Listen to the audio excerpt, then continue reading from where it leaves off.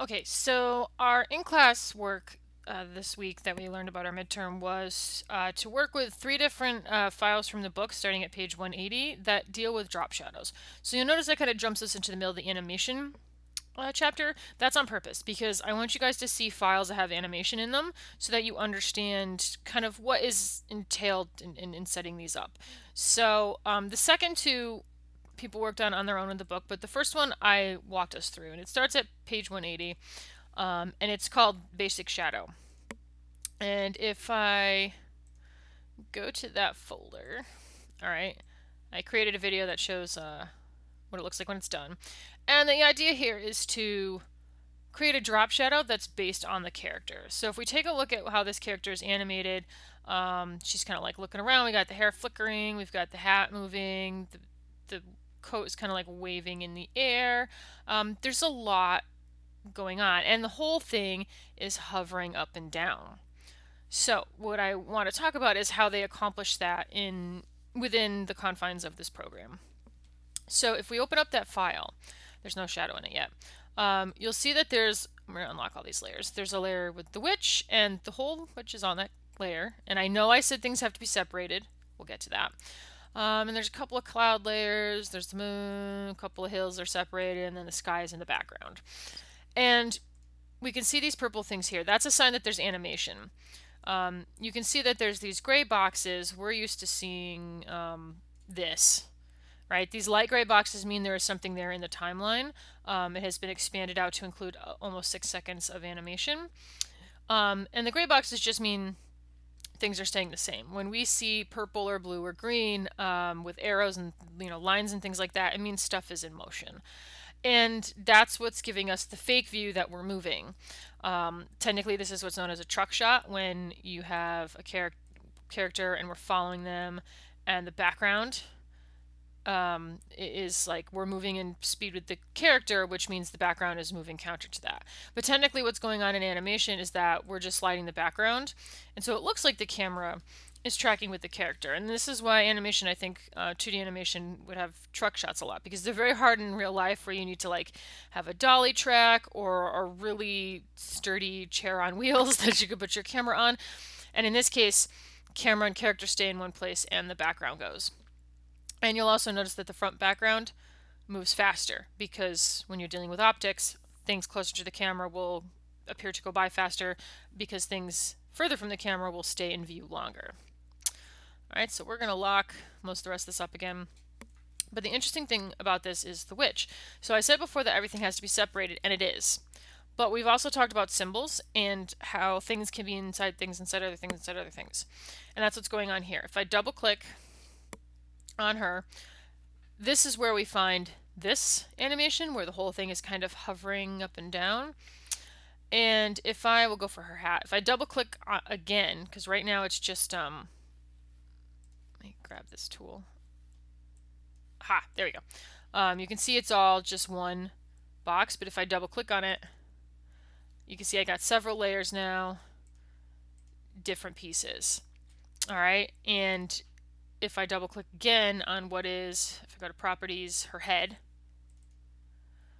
now I've got a few more layers, and that's separate from here. I think her eyes are this part. Oh, that's her mouth. So they can call it up if she needs to say something, but it's not in the main animation, and I think that's on purpose. But we're still not enough layers deep to find, there it is, the hat wiggling back and forth. So I said in the other video that in order to get wavy motion in this program, we have to just hand animate it, which is what they did here. It's a series of 6 frames that will automatically cycle, so it's always moving. And then if I go here and go into her hair, you can see it's a series of 3 frames. It's just ABC, right? So it's just kind of bringing her hair in and giving that little shimmer. And you can go through this whole character and find different things. Here we have a shape tween, and that's how you get that little like wiggle on the jacket, and so on and so forth. And so the result is that all these different pieces move all over the place, right? And they're all moving in different ways, and we don't have to worry right now about exactly how she's set up, planning for later. That's something you guys will do later when you're animating. Just know that it can get that complex, and that initially she was built so that her hair was separate from her hat, was separate from her nose, was separate from her mouth. These are just overlapping pieces, which you can see in the library. If you were to see, scroll through there, look at all these individual little pieces. And then there's the bigger ones that have all the, all the pieces. There's our containers that hold everything. All right, so that's why we have to, when we're designing our characters, think of them as being separate pieces, and then we can combine them in different ways later. But how do they create the shadow? Well, technically, what's going on, if we look at the nope, if we look at the finished version, it looks like this, and you'll see that the shadow is doing exactly what she does. And that's because it's a copy of this whole symbol, the container that holds all of the witch and the broom and everything else. That we've made a duplicate of it and kind of tinted it to look like it's a shadow.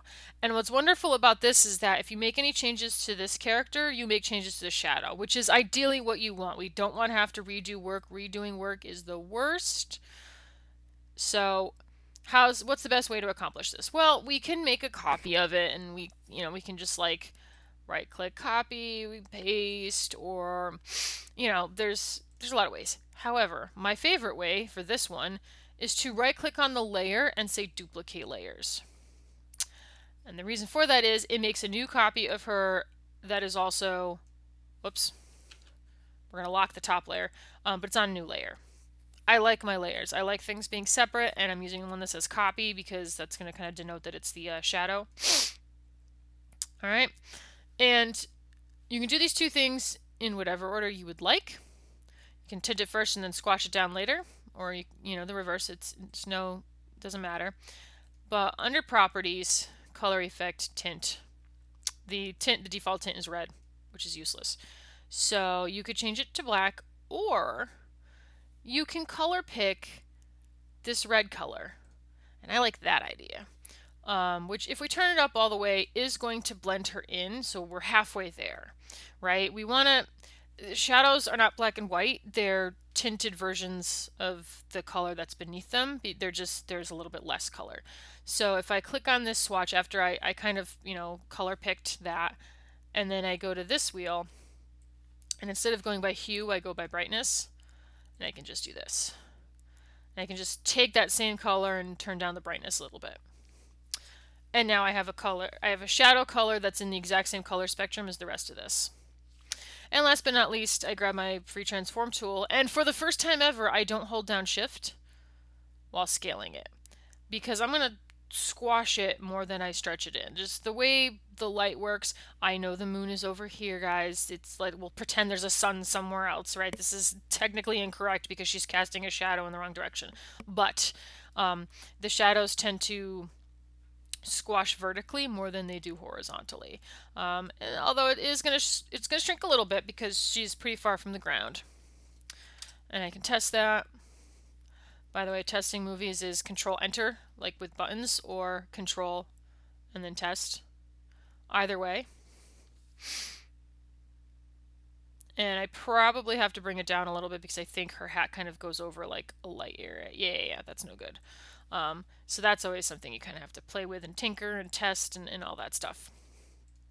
All right, now one last thing about this. If I go to that folder, there's a second set of flash files that are the finished ones. That's what I've been showing you. And then I've been working on the start. And yet there's two of each of those things. And it might be hard to see, but one says .fla. That's the flash files you guys have been using the whole time. And one says .swf or SWF. And SWF files are little video files that are created when you do control test or hit control enter on your keyboard. The cake is already baked. You can't change anything. It is a video file that is proprietary to Animate, and there's no changing anything afterwards. This, where we have layers and we can alter things, this is your .fla file. And this is the one you always, always, always need. I can always create a SWF from here. It's basically exporting video is creating a SWF. But if you only take this file with you, you have nothing. You can't change anything. You're done. So just be aware of that. One last thing. So I said before that this is a copy of this, which makes, there we go, or rather the shadow is a copy of this, which means if I make a change, if I go in once, and I'm just going to change this animation so that she, for some strange reason, moves forward and then backwards. It's going to look dumb, but the point is to make it obvious and see how the shadow follows her. This is my favorite part of this trick. You can make changes and you don't have to do anything to the shadow. This is so great for working with clients who don't know what they want. One last thing. If you're working in this file and we hit enter, we watch it and you can see that she's moving, but her hair isn't flickering. It also stops. Her hair isn't flickering. The broom isn't flickering. Her cape isn't waving. Her hat isn't waving. This program can go one level deep to find animation. So when you double click and you see it here, it can't go more than that when it's playing. I'm not even sure if I go into thing, well, there's no animation to play there. Yeah, so it can only go one layer deep, and then if you go further beyond that, it can only show you what's there. I know the hat is one layer beyond this. I can't watch it from here. And I can't see anything that's above this layer that's somewhere in here. I can't see any of this. So just be cognizant of, the fact that there will be things in this animation you can't see in here, which is why we say control test. And now you can see all of the different levels. All right, so that's the first one. The other two that you're going to want to do from the book involve the drop shadow does not use the tint that we just used. It creates, this is backwards from probably how it'll show up, but it's using the drop shadow filter. So he's not a graphic like the witch, he's a movie clip because filters require movie clips. And it's kind of just giving him a little bit of dimension from the brick wall. The last one, the perspective shadow, is using the hula girl here, and it's using both a filter for the drop shadow and a tint. Like it's taking a copy of her and then using the drop shadow filter with get rid of original clicked, so you can have the squashed in effect look. And the reason why we're combining issues is because this right here being tinted, that is the extent of what you can do. We can't make it semi-transparent. All right, this one has its nice fuzzy edges. We can do that with a drop shadow filter, but you can't do that with the tint. Even if you're thinking, but if you go to advanced and then you turn up the alpha, you can do it there. Well, actually we can't, because if I turn down the alpha here, we get this problem. This is a vector program. It is not rasterizing or combining all of those little pieces into one thing that it then turns half invisible. It keeps them all as separate pieces, which is why you see these weird overlaps. So making it half invisible this way is not going to work. And then you still have the really sharp edges, and that can be fine. But the nice thing about combining the drop shadow filter with a new copy of the character is that you can get more difference. Now, when you're reading the instructions, especially for this one, the first one, it says make sure it's a movie clip. Well, they're telling you that because whatever you're working on may not be. So this character already is, and they actually just tell you to, he's called Bilbo, you can just drag him off of the library and resize him however you want. It's giving you instructions in case you're ever starting from scratch, but know that this character is already a movie clip. And so you can just kind of go from there in terms of clicking here to use the filter for a drop shadow. But pay attention to just how things are laid out. You'll see that there's only one frame here, but there is animation on him. It's just buried in different places. It's actually buried inside. There you go.